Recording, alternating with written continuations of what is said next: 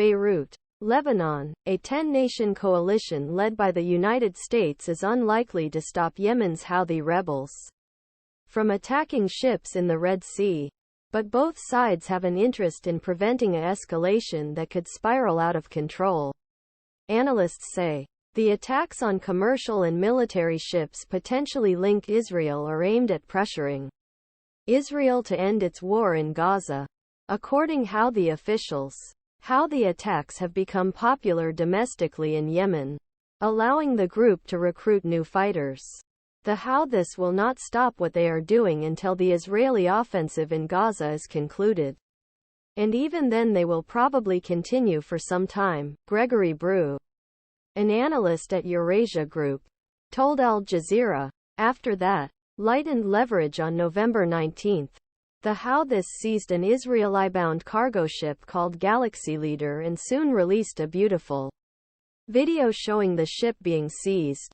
It has since been turned into a tourist attraction for Yemenis. The group then attacked several ships passing through Bab el Mandeb Strait, a narrow passage leading to the Red Sea and later Suez Canal.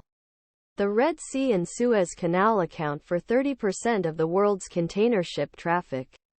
The Houthis' position in northern Yemen has put them in a critical geopolitical deadlock.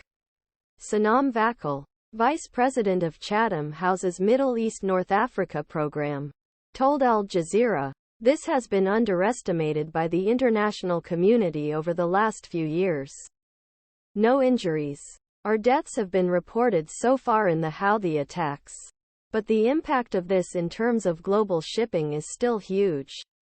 At least 12 shipping companies suspended transit through Red Sea due to the attacks. These include some of world's largest Italian-Swiss giant Mediterranean shipping company, France's CMA-CGM, and Denmark's AP Moller-Maersk.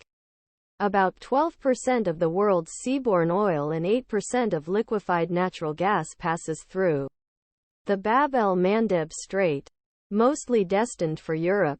However, other products such as grain, palm oil and processed goods are also affected by attacks. Many companies instead travel around the southern tip of Africa, extending their trips by about 9 days and increasing costs by at least 15%. In response, the U.S. imposed sanctions on 13 people who were alleged to be financiers of the Houthis. And he brought together a 10-nation naval coalition to deter Houthi attacks in the Red Sea. The internationally recognized Yemeni government, operating in Aden after a devastating 9-year war by the Houthis, condemned the Red Sea attacks as a usurpation of their sovereignty. But Yemen researcher Nicholas Brumfield told Al Jazeera that he was in a difficult position because he did not want to be seen as supporting Israel. Meanwhile, Iran, a key supporter of Houthis, has been cautious about taking steps that could lead to the war in Gaza spreading to wider region. However, experts say Iran's influence on the Houthis is limited. They have some common